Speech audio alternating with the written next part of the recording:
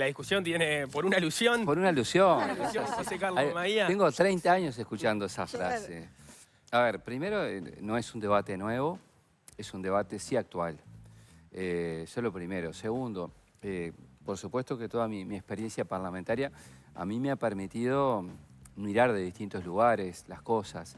Y no es medible comparativamente en los términos que se planteó el trabajo que significa el Parlamento con otros. O sea, tiene especificidades que no es comparable. Es como que tú quieras comparar un trabajo con otro que no tiene nada que ver sus características. Entonces, a vos te pasa, imaginemos un legislador que vive del Río Negro al norte. Si la persona vive concentrada estrictamente en lo que es el trabajo parlamentario y pasa de lunes a viernes ahí, cuando vuelve a su departamento no saben quién es.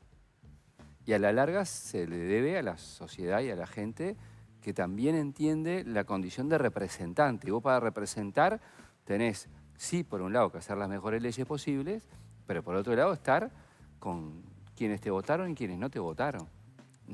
Te implica un trabajo en terreno. Entonces, que se puede mejorar, sí, que se puede trabajar más, también, pero las dos cosas son importantes. Y por eso pasa lo que decías hoy. Hay legisladores que vos ves la producción parlamentaria y decís, bueno, este tipo presentó leyes de todo y va a ser reelecto. Y no sucede. Y ves otros que no le conocés la voz prácticamente en el Parlamento y salían reelectos. Entonces, hay factores que no son lineales y que yo entiendo que implicaría un equilibrio. Es decir, que vos tenés que, por un lado, tener que ir fines de semana a un barrio, escuchar y demás, y tomar demanda y representar, porque sos representante, y por otro lado, trabajar como parlamentario. Y la otra, que paso el aviso, que es un debate que tengo largo tiempo, me acuerdo que me cruzaban en el Palacio con Vega, que estaba del otro lado de la vereda, y me decía, no, yo te escucho, me decía el tipo. Que ese con el sistema, si es unicameral o bicameral. Por mi experiencia tiendo a pensar que, primero, la velocidad no lo da ser unicameral o bicameral, y dos, es, digamos, una manera de corregir cosas que a veces son horrores que hace uno u otro y te ayuda. Garantía de que salgan buenas leyes, calidad de legislación, bueno, eso es otra historia. No hay, garantía no. Pero bueno, o sea, lo defiendo porque además, a veces incluso, a mí me ha pasado muchas veces, que se aprueban determinadas cosas que después ves que por la vorágine se hizo no adecuado, o ves que hay personas, colectivos afectados que dicen, miren, pasó esto, no leyeron esto, no lo vieron, proponemos tal corrección. Entonces, ahora, pasa. Entendidos esos argumentos, Eso es lo que yo pienso, no ocurre y puede eventualmente ser un problema por algunas de las cosas que se dijeron acá, que sobre todo que decía Leo, de que falta proactividad a la hora de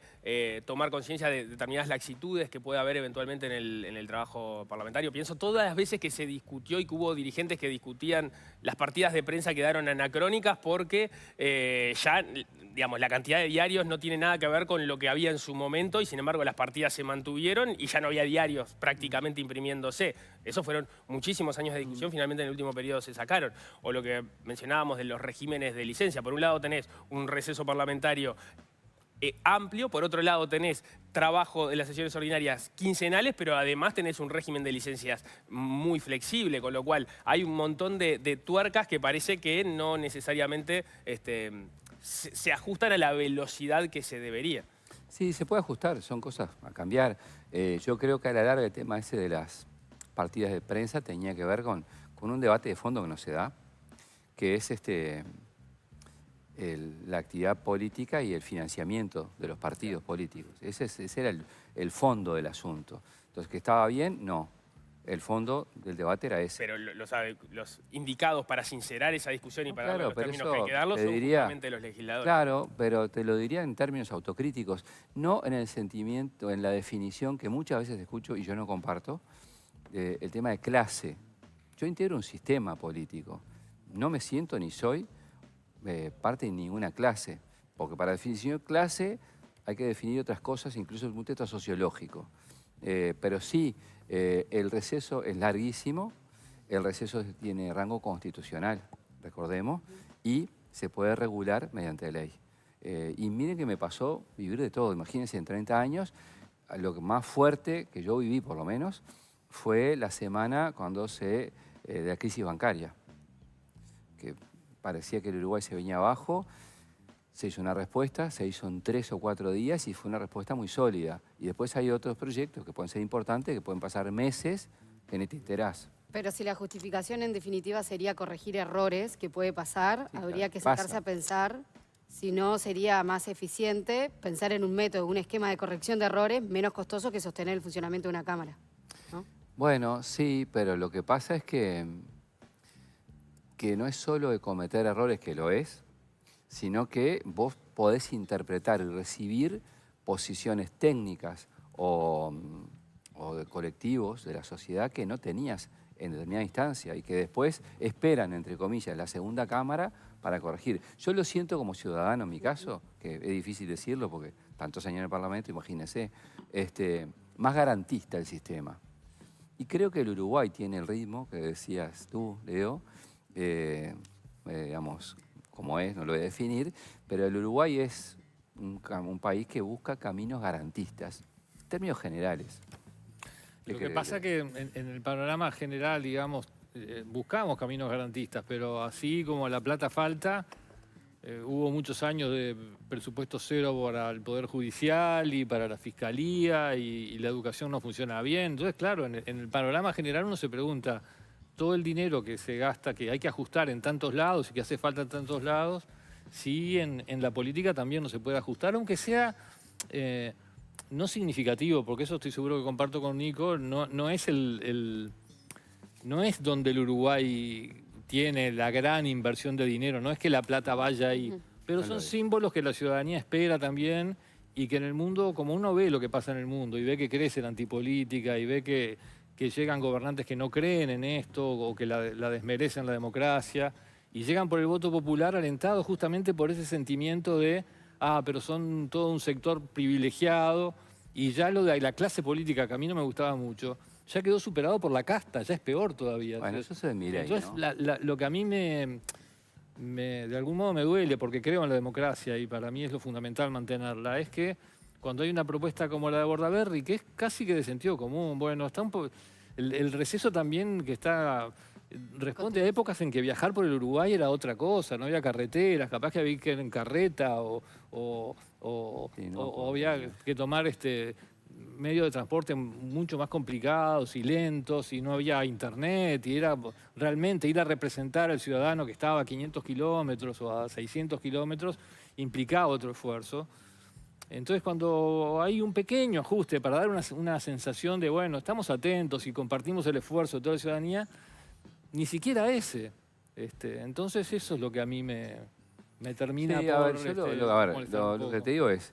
Porque lo que veo es que va a crecer. Soy plenamente consciente que no es ahí donde está A mí me los parece, problemas. bueno, ese es el punto. Pero también creo que las señales y lo que parece son importantes. Yo, cuando estoy en la actividad política, hay una frase que la tengo medio ahí frisada, es que cuando te dicen, de cualquier partido, ¿no? Señales políticas, Sí. ¿verdad? Yo prefiero las acciones. Y si hay que corregir, se corrige. Si hay que mejorar, se mejora sin drama. Es decir, hay que vivirlo en otros términos y si hay que cambiar cosas, se cambian. Listo, no tiene que dar más vuelta.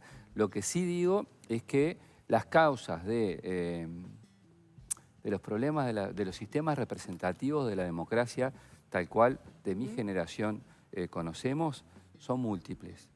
Y eso es un aspecto epitelial, que puede ser una señal que yo comparto y comprendo, pero el fondo tiene que ver, por ejemplo, cuando se utiliza la descalificación, el insulto o la mentira expresa como herramienta política cotidiana. Esa es una de las cosas más graves que están pasando. Es más, yo personalmente, cuando ganamos la última elección, estábamos en el hotel, en la Rambla, salimos y estaban todos los periodistas afuera. Ustedes recordarán cómo fue la operativa. Y cuando salgo, lo primero que digo, y dije en ese momento y lo reitero hoy, no fue lo más importante, después de haber estado tantas elecciones en la vuelta, ni que ganara el programa del Frente Amplio, ni que ganara la fórmula de Yamandú y Carolina. Para mí lo que más estaba en juego es que no quedara legitimado en las urnas que esas metodologías de descalificar a otro, de insultarlo, de mentir, como herramienta cotidiana y consciente, fuera convalidado por la ciudadanía. Y eso no tenía que ver con ganar o perder la elección. Tiene que ver con valores democráticos que hacen sí al fondo de la cuestión. ¿Pero por qué se refiere a eso? El Partido Porque lo Nacional pienso. representaba eso. ¿Pero el Partido Nacional representaba el mentir en la campaña? Pero ¿O Álvaro Delgado? no partidos. Estoy hablando de acciones. Y todos sabemos lo que estamos hablando. Y de personas, estás hablando concretamente. Exacto. Y yo lo que hago en esto es que cuando se naturaliza y se promueve eso, lo que yo llamo siempre es a la reflexión. Alguien no está de acuerdo con decisiones que uno tome a nivel parlamentario, con leyes o acciones de gobierno. Pero estando en determinados lugares, yo siento, quizá porque soy de otra generación, que esa responsabilidad me es propia y no me es ajena. 30 años de parlamento, pasa al ministerio, yo me fui al ejecutivo. Se ve que no me saqué la camiseta, Tengo que hacerlo. Vayamos a ver así. Si tuviera que pensar en 2, 3 objetivos o cosas que querría ver cumplidas y realizadas cuando termine su periodo al frente del Ministerio de Educación y Cultura, ¿cuáles señalaría? Bueno, son varias. Primero, hay cosas que no dependen solo del Ministerio, o sea, que esencialmente tiene el rol orientador. Como ustedes saben que en Uruguay la Constitución establece que la acción directa en educación esencialmente está en ANEP y en la universidad. Pero digo, si logramos, por ejemplo, mejorar sustancialmente o mejorar lo que es la situación de la primera infancia en el Uruguay, sería un avance democrático y de calidad democrática de vida de la gente enorme, hasta una deuda morales. Si logramos que las condiciones de la educación, sobre todo media, y las familias, tomemos todos conciencia que es muy importante ir a estudiar todos los días y que no naturalice, bueno, este mes mi hijo faltó 2 veces, porque el otro mes falta 2 o 3 y vos lo acumulás y son 18 o 20 días que no va. Entonces, si logramos decir fuerte y claro que eso, y el mensaje de todos, no digo solo gobierno, en general, juega, es fundamental. Ustedes saben que nosotros estamos a favor de que haya una universidad de la educación, que estamos dispuestos a conversar. No hemos presentado proyecto, que lo tenemos, porque queremos hacerlo con bases de otros, porque si no, no sale. Vos precisás mayorías que el Frente no tiene. Lo logramos con la UTEC, y hoy la UTEC, hablamos todos maravillas de la UTEC.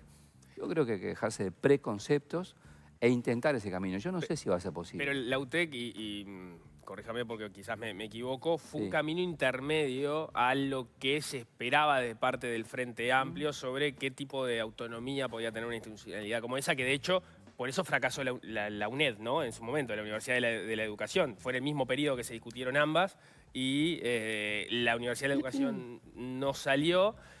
Y la UTEC salió porque se encontró una forma de gobierno híbrida. Sí, claro, bueno. ¿Ustedes están dispuestos a ceder un poco más en esa discusión de lo que estuvieron dispuestos hace 10 años?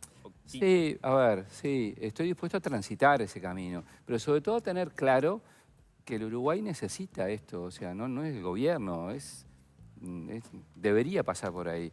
¿Y dónde siempre se arma lío? En la gobernanza. Entonces, si vos pensás un poquito más lejos, en planes de estudio, en proyección, lo que necesitas, tenés presencia en todo el Uruguay. Tenés los IFED, tenés los SERP, tenés el IPA, tenés Magisterio, tenés INET, tenés una cantidad de cosas. Hay otros aspectos de distintos lados que pesan. Yo digo, ojalá cerremos esto cuando termine el periodo. Pero podría no tener cogobierno, por ejemplo, una universidad de la Podríamos pensar en un sistema distinto. No quiero poner ideas antes, no por no contestarte la pregunta, es por no poner, en mi caso, metodológicamente, la carreta delante de los bueyes. En cultura, te diría que hay que fortalecer algo que venía de este gobierno y de antes, que son las industrias culturales. Cuando ganó el Frente por primera vez, votamos la ley de cine. La primera venía en el año 1951, se formó. En la pasada administración se fue al formato de agencia.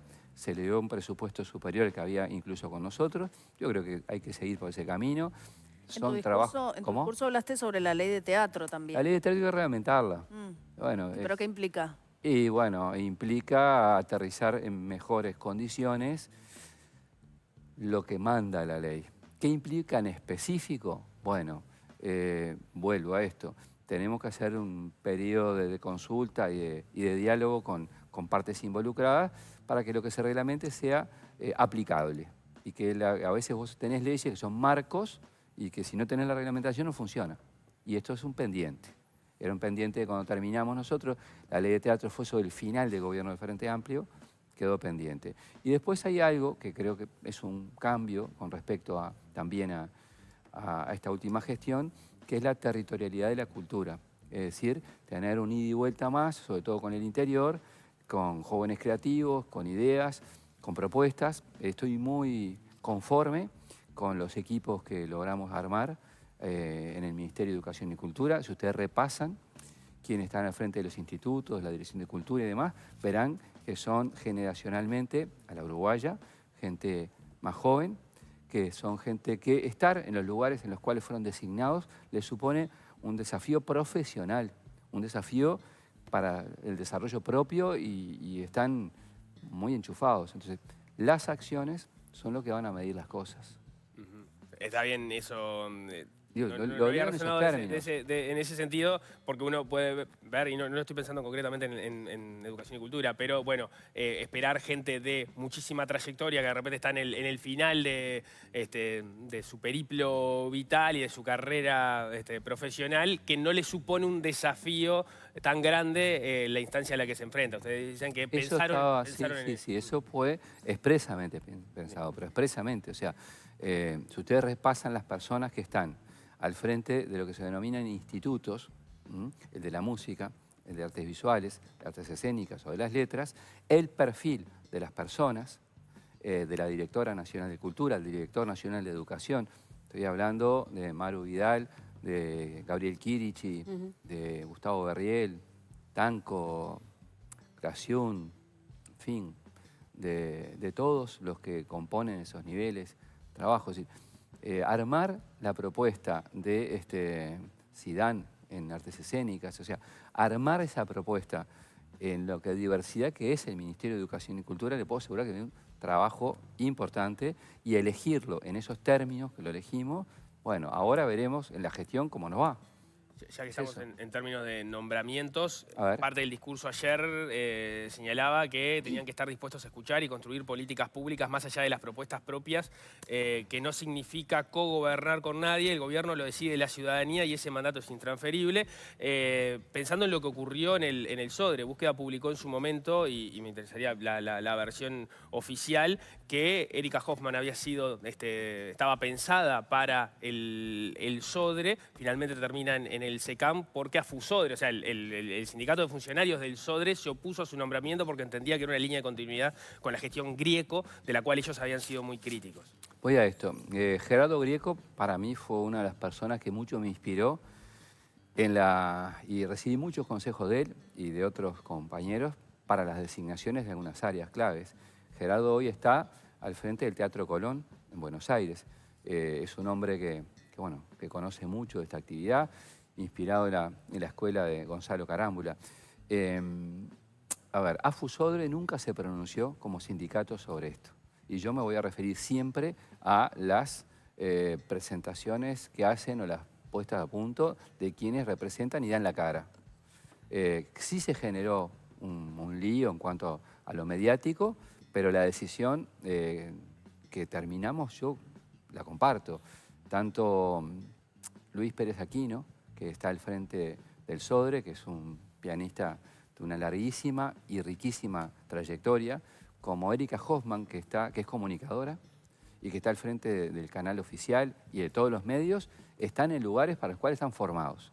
Entonces, si hubo algún ruido, no fue oficial por parte de AFUSODRE, pudo haber personas que pensaban eso y que lo hicieron saber a través de Búsqueda o del Observador. Pero nunca me fue comunicado. ¿Un cambio en el destino porque eso generó cierto malestar, ya sea oficialmente en el sindicato o en los trabajadores de manera No, las decisiones tienen que ver a partir de acciones directas. Y yo insisto con esto, no me voy a guiar, por supuesto que registro todo esto, se imaginarán. Lo registro, tomo nota, pero ¿En qué sentido?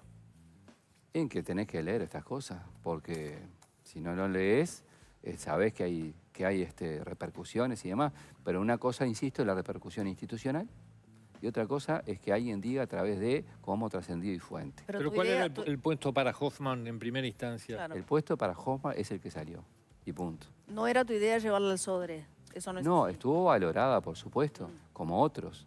Es más... Entonces sí puede ser que sea cierto lo que dice Usted. Bueno, yo no digo que sea cierto o que no. Yo lo que digo es que a la que se refiere las acciones de un gobierno tiene que ver con las comunicaciones y las acciones oficiales. Y ahí yo lo puedo asegurar que, por ejemplo, para otras responsabilidades también tuve varias entrevistas, incluso para integrar la dirección del Sodre u otras. Pero bueno, algunas trascendieron y otras no. Hubo muchos nombres que tenían que ver con estos perfiles, con los que dije recién.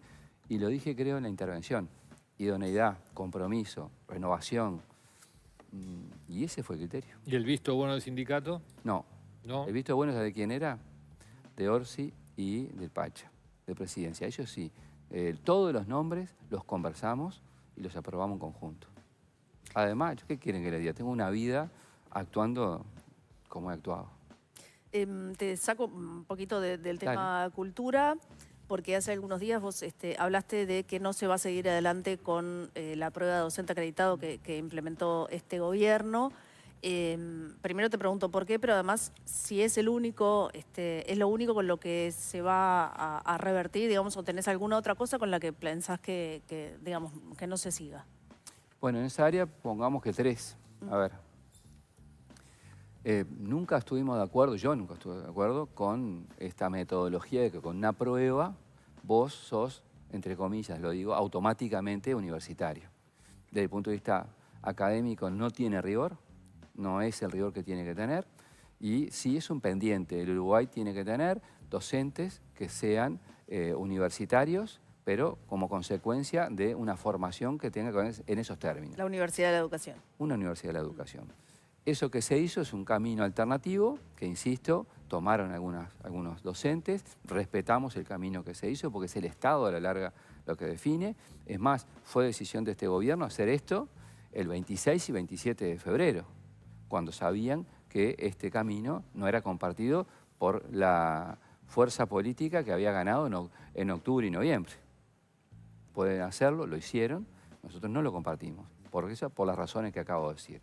¿Qué otras cuestiones entiendo son importantes? Bueno, nosotros un compromiso programático está darle participación a los docentes, al orden docente, a trabajadores, siendo más amplio, en los subsistemas. Y lo vamos a hacer, vamos a presentar un proyecto de ley que devuelva la participación en los subsistemas a los docentes. Por supuesto que eso tendrá o no los votos en el Parlamento, porque acá hay otro cambio en este periodo que no lo tuvo nadie del 85 a la fecha. Con coalición, Blanca y Colorado originalmente, o la última que tuvimos, o cuando ganó el Frente, siempre hubo un respaldo parlamentario previo a las decisiones. Ahora no lo tiene la oposición para impedir y no lo tiene el gobierno tampoco para sacar todo lo que entiende. Entonces, este periodo que empezamos ahora es distinto. Habrá que tomar medidas y asumir que no es el mejor camino los bloqueos. Y después será la gente que ahí sí mida la política, más allá de lo parlamentario, de la capacidad de unos y otros de llevar adelante cosas que le hacen bien a la gente. Por ahí pasa. Y después hay otra cuestión que lo dije ayer, que es la coordinación del Sistema Nacional de Educación Pública. Creo que esa es una necesidad importante, no para excluir lo privado, sino porque si vos tenés el 85% de la matrícula en lo público y el peso que tiene la Universidad de la República, la UTEC, en lo público y tenés educación militar y demás, no parece adecuado que eso no tenga un nivel de coordinación propio. Insisto, no quiere decir que no coordines, no avances con todo el sistema educativo en su conjunto. ¿Qué quiere decir eso en concreto? A ver. ¿Qué quiere decir dar esa coordinación? Un cambio de la cambio, bueno, un cambio del sistema público por un exacto. sistema nacional de educación a secas. Exacto, eso es lo que pasó. Es decir, sacaron la parte público, quedó Sistema Nacional de Educación y bueno, nosotros creemos que tiene que haber algo específico público y uno también con toda la educación. O sea, en ese sentido sería digamos, ni lo que estaba antes, ni lo que cambió el último gobierno, sino bueno, aprovechar la institucionalidad que generó el último gobierno y mantener la que venía antes. Sí, o sea, que las dos cosas funcionando. Yo no creo, ni debo, ni concibo que tenga que haber una visión restauradora. Por más que haya cosas que entiendo que tenemos que volver. O sea, pero no. O sea, hay que pensar la realidad con una mirada nueva. Por ejemplo, cuando yo digo la territorialidad de la cultura, es decir, llegar a todos lados. Los primeros centros MEC tenían mucho que ver, porque la tecnología eran casi como cibercafé, por decirlo de alguna manera. O sea, vos tenías que trabajar mucho en la ciudadanía y la digitalización de la ciudadanía en esa época no tenía la masividad de los celulares, todo lo que pasa hoy. O sea, no podés aplicar lo mismo. Pero sí hay una demanda importante y cuando el Frente recorrió el país y tuvo 2000 y pico de reuniones, una de las cuestiones que más nos plantearon, no solo los Frente Amplistas, sino las organizaciones que estaban ahí, era la ausencia del Estado digamos, en el circuito cultural como debía estar. Y bueno, yo creo que eso es algo fundamental. Lo que pasa es que la experiencia de Centros MEC fue degradándose. Sí, tuvo muchos problemas. Y ¿no? terminó con problemas de corrupción y terminó con problemas de transformarse en lugar de militancia del Frente Amplio. Hubo una coordinadora en el departamento de Cerro Largo que fue echada por la ministra María Julia Muñoz porque se le exigió militar para el Frente Amplio y ella dijo no, que era un cargo técnico del MEC, no quiso hacerlo, la echaron y ganó en el Tribunal de lo Contencioso Administrativo y quedó demostrado que la echaron injustamente. O sea, hubo problemas importantes con Centros MEC. Bien, a ver, primero, con respecto, capaz que usted me recuerda porque tiene más memoria que yo. No sé, pero capaz que en esto sí. En este caso lo recuerdo bien. No, pero digo por esto. De aquellas cosas que se puso como sospecha de corrupción, que yo sepa, no hubo ninguna sanción del sistema de justicia sobre ninguna cosa. Bueno, si esto que le cuento no es un no, modo de corrupción. Bueno, si usted me dice una persona que fue mal echada y reclamó, sí. Sí, pero le pidieron que pusiera el centro MEC de la ciudad de Melo y de todo el departamento de Cerro Largo al servicio de la militancia del Frente Amplio, que es gravísimo. Bueno, pero yo cuando a mí me hablan de corrupción, pienso también cuando hay sanciones o denuncias penales y sanciones. Yo no conozco que haya pasado eso en todo el periodo. Que eso ha sido una muy mala práctica, en concreto sí estoy de acuerdo. Pero son, en mi opinión, cosas distintas. Y agrego, la herramienta es muy buena. Yo creo que es muy buena la herramienta. El Estado tiene, desde el comienzo del gobierno del Frente Amplio, que se ha evolucionado distinto, funcionarios que en algunos casos se los remitieron a las intendencias y no tuvieron la actividad que podrían haber tenido. Porque ir a un lugar y poner una placa que diga acá hay tal cosa, no es, desde mi humilde punto de vista, tener un ida y vuelta con que creadores del interior, por ejemplo, puedan acceder al circuito cultural con mejores posibilidades. El Estado no puede ser el inversor general porque no tiene recursos para todo, pero sí tiene que ser el dinamizador, el que regula y el que permite acceso a bienes culturales que generalmente se concentran en la capital. Tenemos 150 años, ponele, de que el Uruguay se nos cae hacia el mar. Bueno, no vamos a cambiar eso ni en 5 ni en 10, pero tenemos que empezar tecnologías mediante, con otra cabeza, a que, bueno, que el Uruguay sea verdaderamente más integrado también en cultura. Me quedó una chiquitita, puede ser minúscula, sobre los docentes acreditados. ¿En qué rango quedan cuando se toma la decisión de que esa prueba no se hace más? Bueno, los que la cursaron y la aprueban tendrán... ¿Quedan con rango universitario? Sí, claro, tendrán lo que el Estado determinó, porque el gobierno cambió, pero el Estado es el mismo. Y ese es el respeto al Estado de Derecho y a no pasarle por arriba a quienes hicieron eso y pensando sobre todo en los que hicieron el curso, tienen derecho. Bien. Ministro José Carlos Maía, muchísimas gracias por estos minutos. Suerte en lo que se viene. Bueno, gracias y gracias por la oportunidad. Que anden bien, Gracias. Hacemos...